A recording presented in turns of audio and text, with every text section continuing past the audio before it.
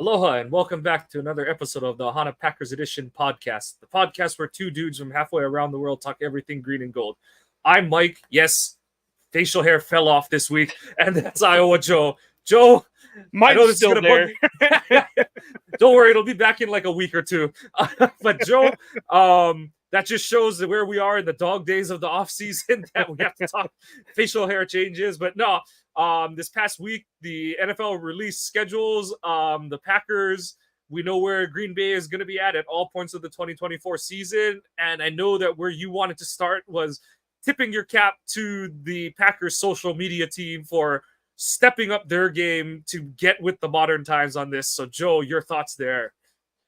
I really enjoyed it. I mean, I think everybody enjoyed it, and I don't think you can point at just one individual on why the Packers are stepping up their social media game. I think everybody in Packer Nation were calling them out for their shitty ass social media stuff.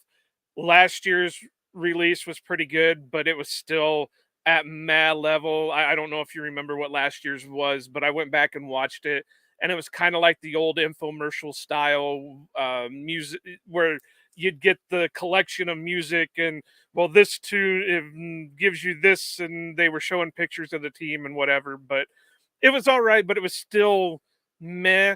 But this year's was great.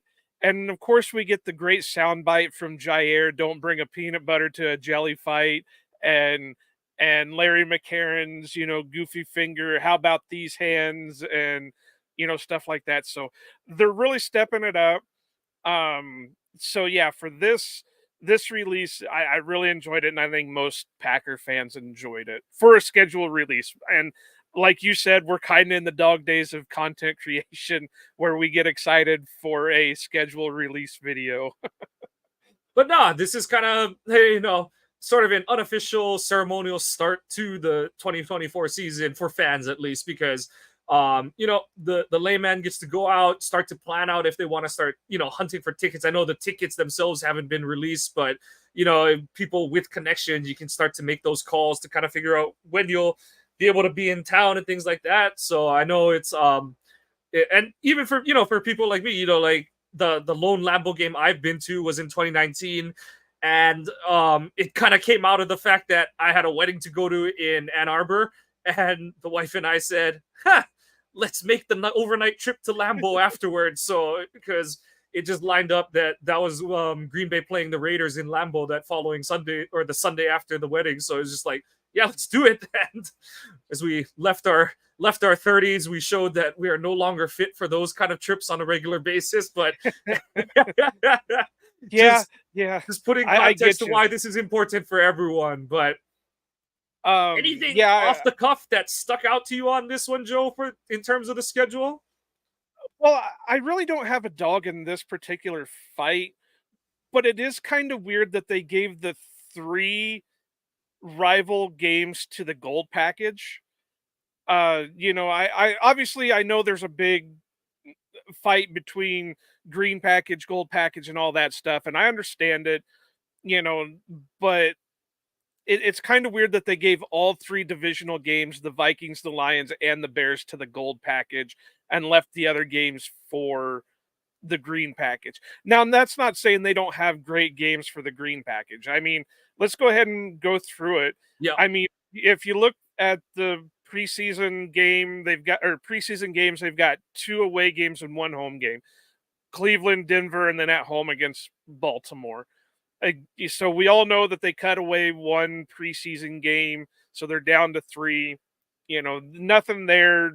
I like the preseason games per se because a lot of times you get a little bit better football among them because you've got guys that are fighting for roster spots and guys that are fighting for their careers in the NFL. So they're putting on a show more often than not. But I know a lot of people don't like it. Just real quick, what are your thoughts on the preseason? Yeah, I'm just kind of glad that they're playing all AFC teams. I've always preferred that you see, like you said, they're not playing starter on starter, if at all, very much. But it is nice to see different teams come into the mix, so that you're just seeing a different jersey than you're used to on a regular basis. So, but other than that, like you said, it doesn't really float my boat either way, kind of thing. But I do appreciate that they're going different places with it.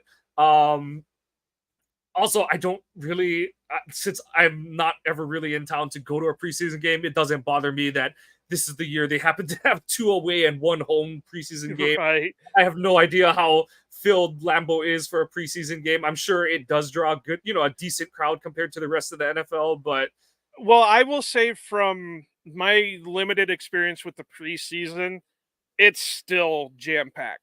I mean, okay, this is the same crowd that fills the stadium for a practice in family night. So, right. they still pretty much fill the crowd for preseason. But again, it's not terrific football because a lot of times, like you said, they're not playing starters, they're playing second, third, and guys fighting for the roster. But a lot of times you see a little bit better out of it just because, again, you've got that guy who's, you know, fifth string, sixth string that maybe not even be on an NFL roster the next week. Or like Lou Brown said in Major League, bagging groceries in a week, you know, uh, type thing. So they're going to go out there and they're going to try putting on a show in hopes that if they don't make it with the Packers, they're going to be able to make it with, another team. So, I mean, yeah, not great football, but Packer fans would still fill Lambeau with the Yeah. preseason game. So But yeah, so Green Bay, as everyone knew before the schedule release, Green Bay gets the season kicked off on a super road game in Brazil. Green Bay playing an international game for the second time in 3 years, so they will get the season kicked off on a Friday night. I believe it's hold on. yeah, it's Yeah, Friday. Friday night. So, or I'm just checking the time because I'm just thinking, but no, it's South America, so it's still in the same time zone. Now it's Yeah, not across the pond. So I've, we Nick and I had Wendell Ferreira on, and he's only like an hour behind me. So 7:15 here would be 8:15 there, so it's not a big time change. It's just the feeling of going that big of a distance from the north to the south. yeah, and I'm assuming that the team is going to practice in Brazil, so I don't think that they'll have too much issue with getting acclimated. It's also week one, and the they have a whole week off. I think nowadays between the preseason. Yeah, they basically have a whole week off between the last preseason game and the It's first. almost 2 weeks, isn't it? Yeah, because of how the games are scheduled. Because Yeah, they it's just short. Yeah, it's just short. instead of having the fourth game, they've made it a bye. Yeah. So So yeah, I don't think Green Bay should have any sort of lag in terms of like travel or fatigue, jet lag or anything like that, unless I just can't see them going down there right before the game because you want to get used to the environment, the n- surroundings, all that kind of stuff. So I now figure they'll take a longer trip down there.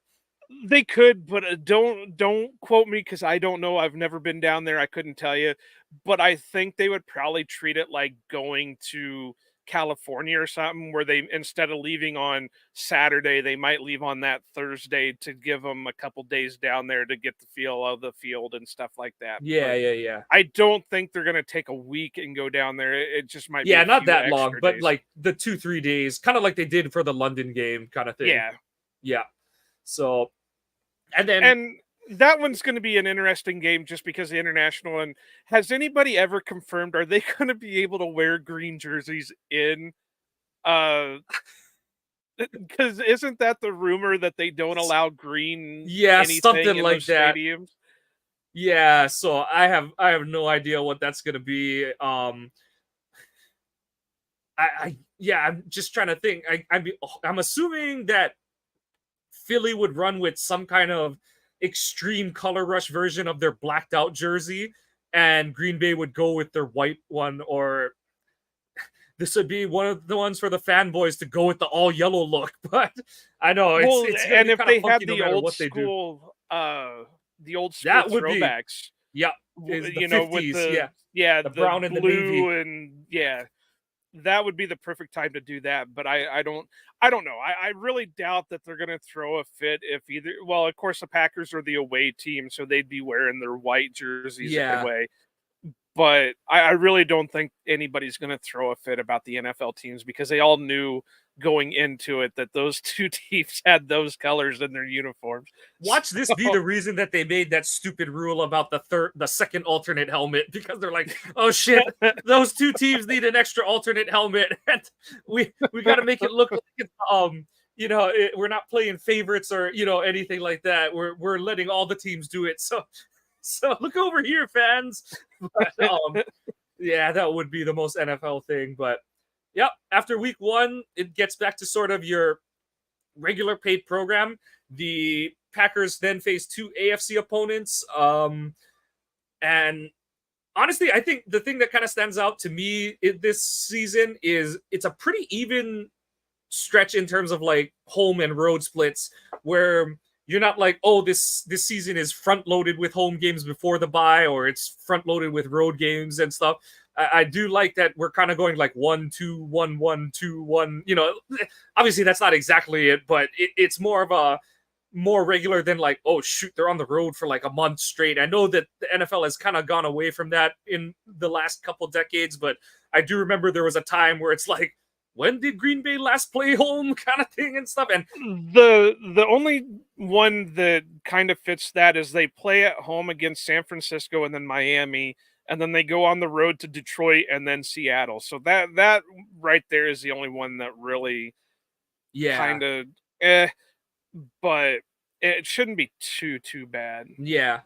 And I think that's the NFL trying to quote unquote throw the Packers a bone, where they have that short, because they're going for we'll get there, but I think that's because they're playing the Niners on a Sunday afternoon, or it's the late window on Fox, and then they're turning around for the Thursday night game. So I do feel like that's a little bit of the league being like, okay, yeah, you're playing the short turnaround, but you're gonna get both the games at home, kind of thing. So I do think that's we'll get to that in a minute. Otherwise, there's some things there, but the two AFC. Those two should be the interesting games because you've got Anthony Richardson with the Colts, who before he got injured last year was looking relatively good, and then I'm really looking forward to the Titans game, and I'm going to tell you the reason why was because when Will Levis came out for the draft, his biggest comp was Jordan Love. And it's not just the talking heads that were giving that. I believe when I plug both of them into athletically, they're almost the same. Yeah. When you plug them into mock draftables, the big comp was Jordan Love for Will Levis. So we're going to have basically two guys of the same athletic wise against each other, and it's going to be interesting to see how they play against each other. So. And of course the Colts are kind of an up and coming team. They're a young team like the Packers are, but they're different because they didn't have a guy at quarterback that set 4 years before taking the starting position. They had a guy they had basically had to throw out to the Wolves, and same with the Titans. So. And those should be pretty fun games. And again, it's teams that we haven't seen in a while. Now, the Colts are going to be a pain because it seems like the last few times they've faced the Colts, they've gotten their ass handed to them. So, let's hope the curse is broken on that one. Well, I know part of that is that we just didn't want to ever beat Andrew Luck, so that was a big part of it. And then you just had that really funky game in Indy the last time when it was Rodgers against Phillip Rivers. So it'll be interesting because they're breaking in.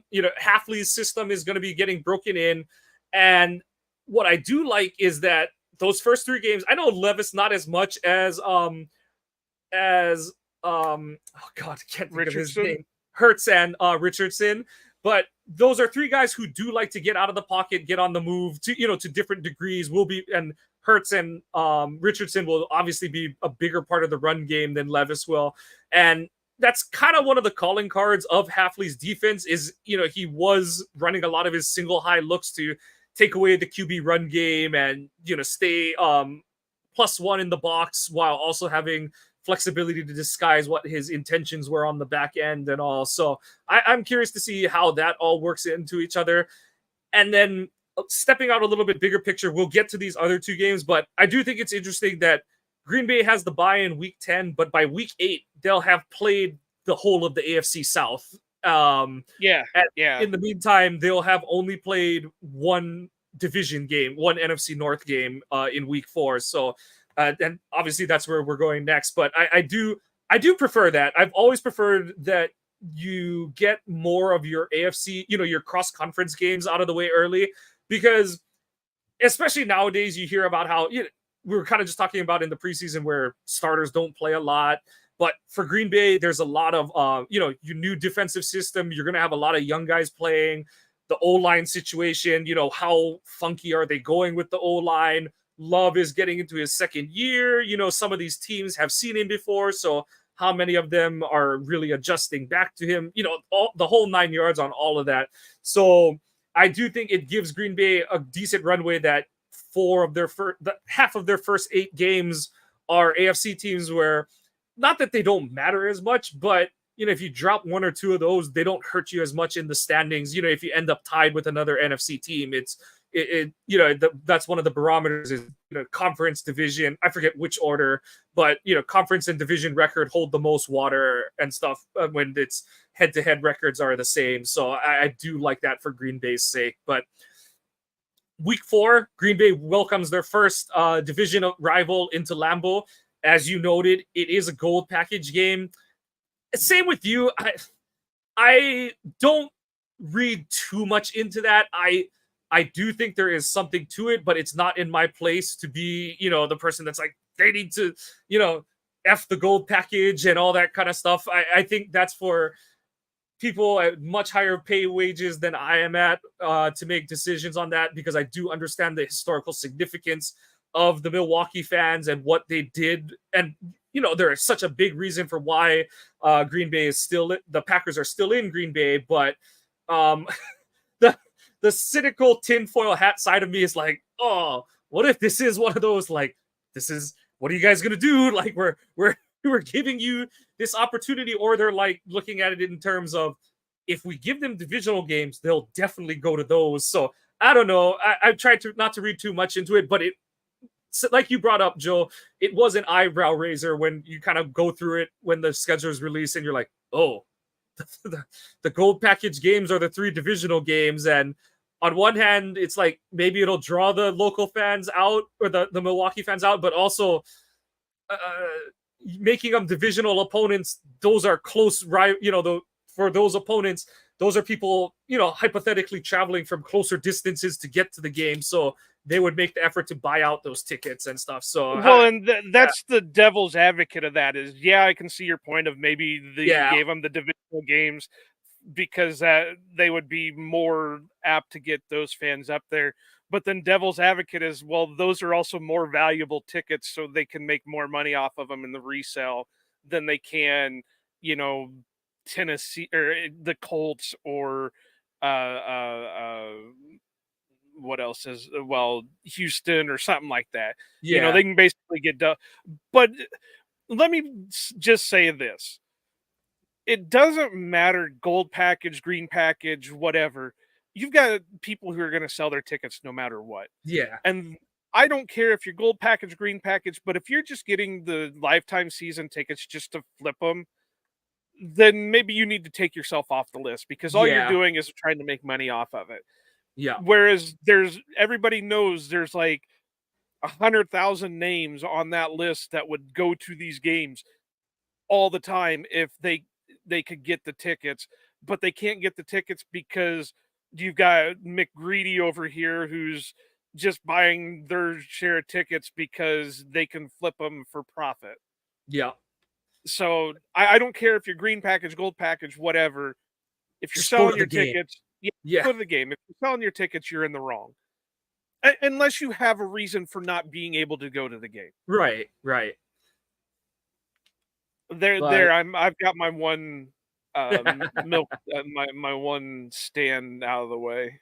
Yeah. So I would say that game against the Vikings, I would say that's the first, turning point of the season. I know the Eagles are a measuring stick game, but it's week 1. The game it's an international game, and who knows what's going to happen with that one. I feel like, adrenaline is going to be weirdly high and stuff, and who knows what the field's going to be like and all that stuff. So Yeah, this we could Vikings have game another is, Canada on our hands where yeah, they couldn't even yeah. use the friggin' end zones because they So, were all. honestly, I do wonder if that's why the game is on a Friday. I'm sure like it's part of Brazil's scheduling, and that was when the field was available and all that kind of stuff. But it wouldn't make me that surprised if the NFL was kind of pleased that the game is scheduled for a Friday. So if shit hits the fan, they're like, oh, Philly, like just make sure you keep, because we're the away team, so it's like, Philly, just make sure Lincoln Financial is free for Sunday,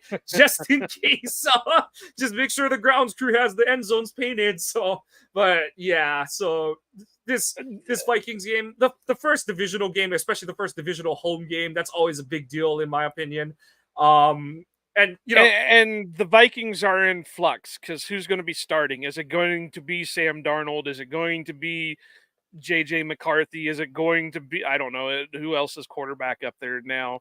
I know it's Darnold. I know it's McCarthy. yeah, There's one other one I can't think of off the top of my head, but some other retread. Yeah, it's escaping my mind. are they going to be meshed in with Addison and Jefferson? Are they, how's the running attack going to hold up? Is their offensive line any good? Same thing with the Packers. How's the defense doing? How's the offensive line holding up? So it is really kind of a measuring stick because I don't care what year it is, how the teams are. It's a division rival. They're always played tough, and the Packers have struggled against the Vikings. If it wasn't for Kirk Cousins tearing his Achilles last year, that could have been a complete loss. So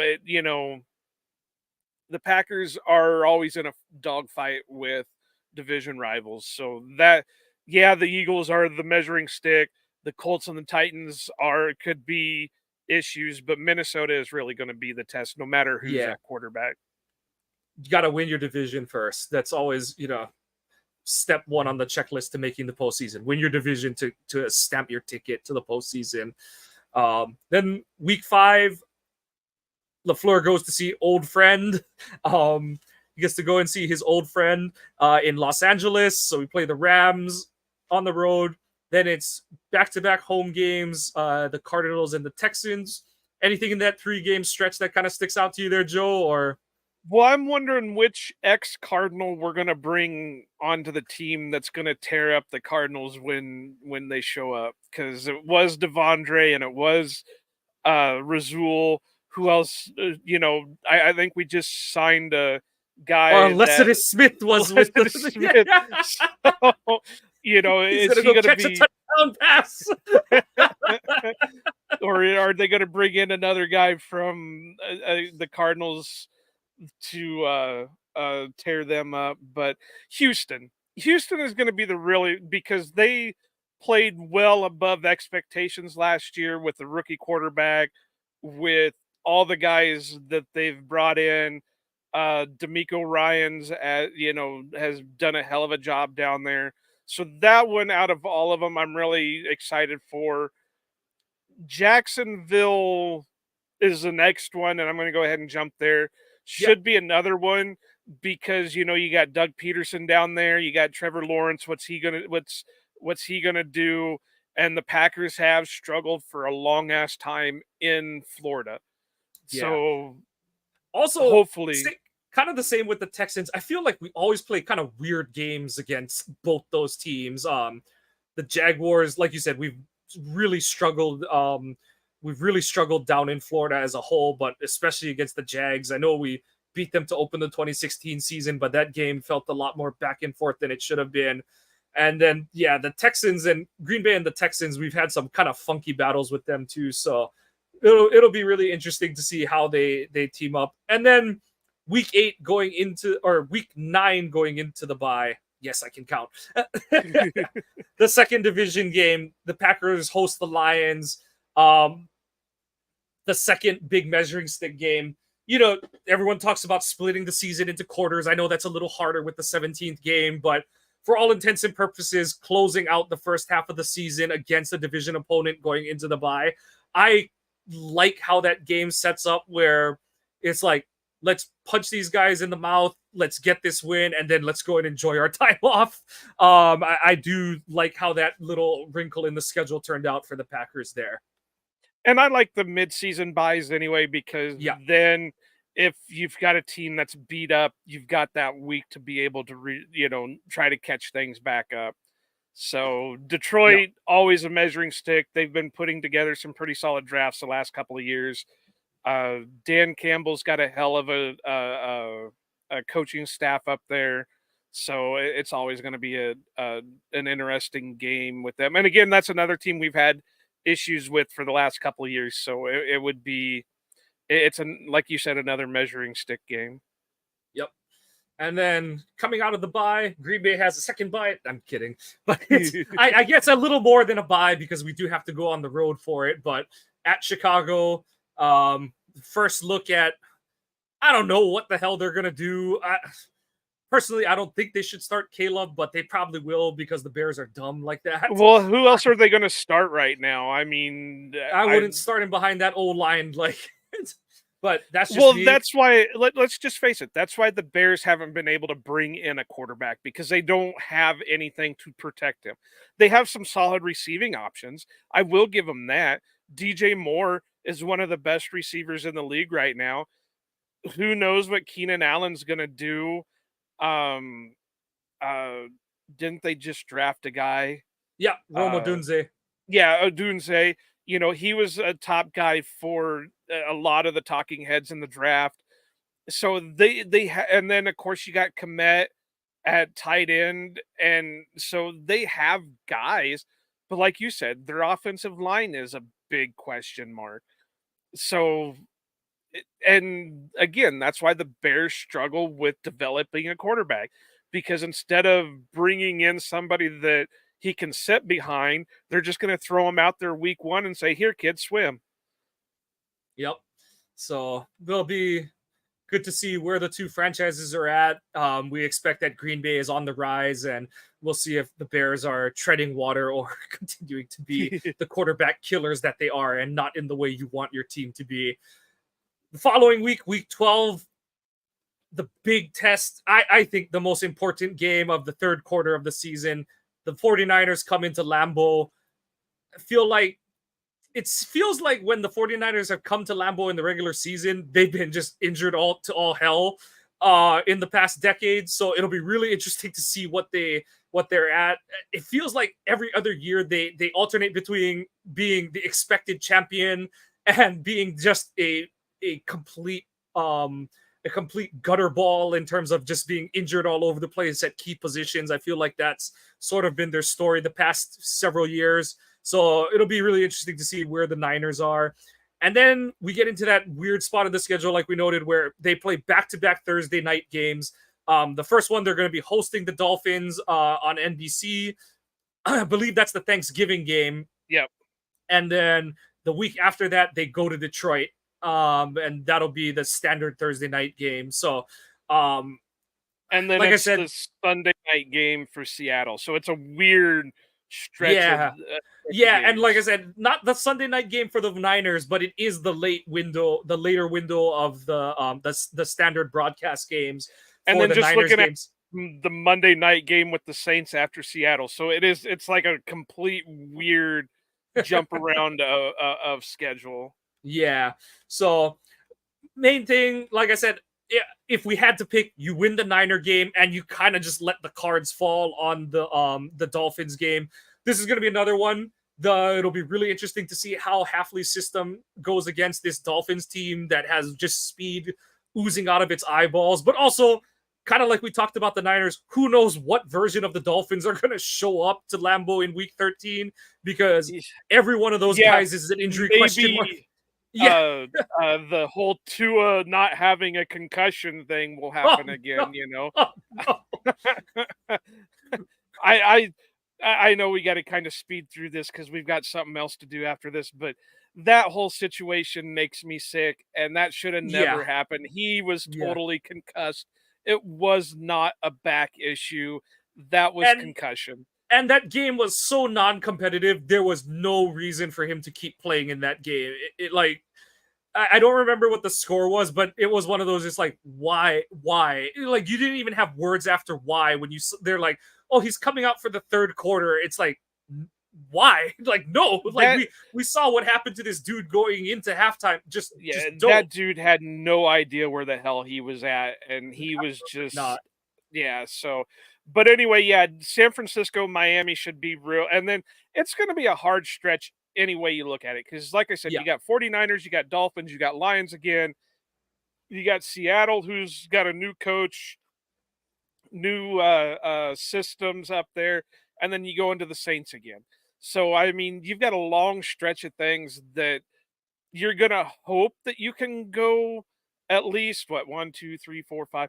You're gonna hope you're gonna at least go 3-2, but you could honestly go out of it 0-5, or Yep. you could go out of it 5-0. You Yep. don't know. So I mean, you hope out of hopes that you're gonna at least come out of it 3-2. And then just to kind of finish out, we go to Minnesota. I mean, that would be a lot better in December, and for a December game to be indoors, even though I know it's more fun to be in the outdoors. And then we don't know the date of the Chicago game. We just know it's the last. On my schedule, it just says TBD. Yeah, it's funny because I have the team one open. It says TBD, and I have a couple other ones open that are saying it is Sunday, but I'm sure that they will adjust that depending on how the races are looking. And Well, yeah, really, we gotta. I When is it they yeah, start the flexes? Isn't it like after week 10 or something that they I start think it's flexing earlier games? nowadays.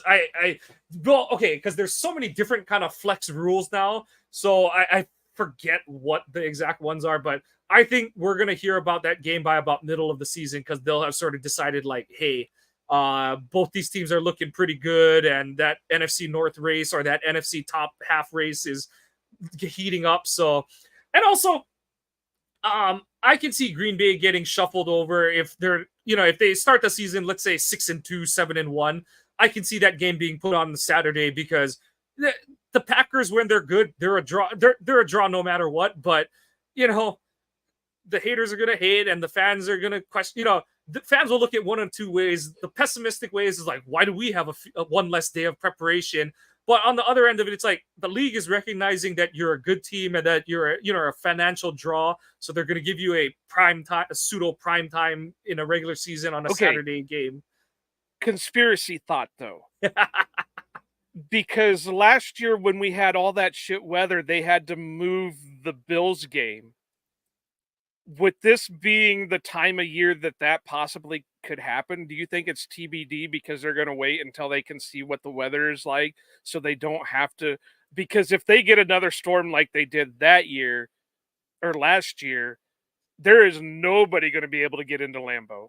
Trust Yeah. me, I know that they're going to have their snow removals and that up there, and there are people lining up to shovel. But if they're shutting down highways and that, you're not getting anybody anywhere. Yeah.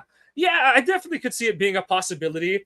My only thing against that is I'm kind of like, I don't know. I know it can definitely make a difference, but if you're projecting it that long out, I don't see why you would even have the game be in Lambeau at that point of the year. You know what I mean? Yeah, Like, but you've yeah, got the Bears, so it's either going to be Chicago or Lambeau, and you're that's going to have true. it either Yeah. way. So, Honestly, I think um, I think Lambeau is more likely to be good weather than Chicago if we get into one of those winter vortex things again. well, they're Because both going to have lake effect weather yeah, that's because true. they're both sitting on Lake Michigan. But Yeah, that's true. so we're going to have to wrap it up here for quick because we've got something else we got to do after this. But Mike, just real quick, what do you a way too early prediction on what the Packers could go? What their record could look like.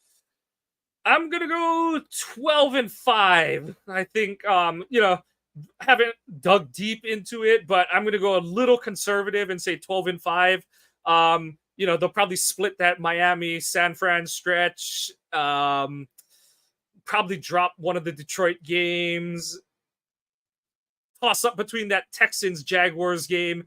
And then I feel like they're gonna drop a dumb game. They do every year. I know that that's not really throwing it much out, but Green Bay always has that one loss where whether they're a team that looks like it's bouncing back or they're, like the Rodgers 2020 and 21 teams where you're like, they lose that Minnesota game or they lose what's another Right. game they lost in 2021. But yeah, like you just have those like that made no sense that they lost that game lost. So yeah, I'd say 12-5 right now before really diving into it. How about you?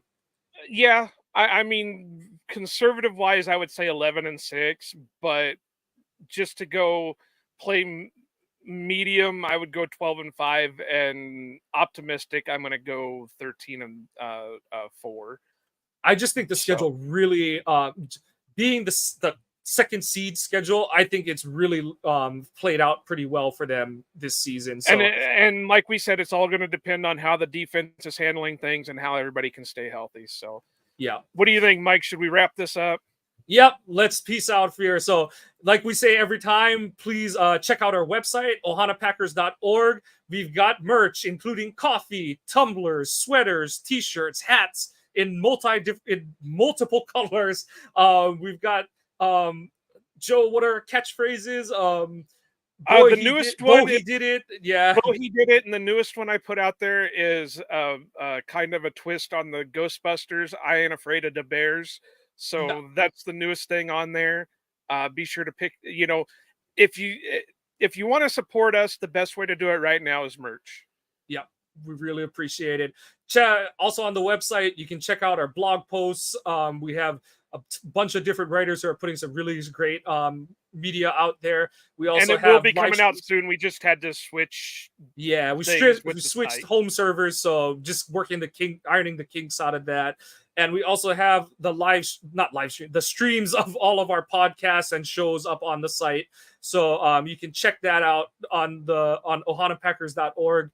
Make sure that you're following the podcast on Twitter, Ohana_Packers, at Ohana_Packers. You can follow us individually, but in order to be eligible for any sort of drawings, you must be following the Twitter handle of the show. Also, we are keeping up with our Friday Ask the Fans to kind of go over topics for our weekly shows, especially as we really get into the stretch. I know OTAs are starting this week, but it's going to get slow really fast in here. So we want to hear from you guys to see what you want to hear from us. Please follow the show on your favorite podcasting apps. Give us a like and a subscribe if you're enjoying what you're hearing. Positive or negative feedback, we want to hear all of that in your comments because we want to be producing the content you're looking for. Well, Joe, we know where the Packers are going to be and who they're playing at every week along the way of the 18-week 2024 season. Here's to the start of OTAs, and we'll be sure to check back in with you guys on next week's show in terms of how everyone's looking. What am I saying? They're going to all be great. That's how what OTAs are. Everyone's doing great. But for Iowa Joe, I'm Mike. Go Pack Go, and aloha.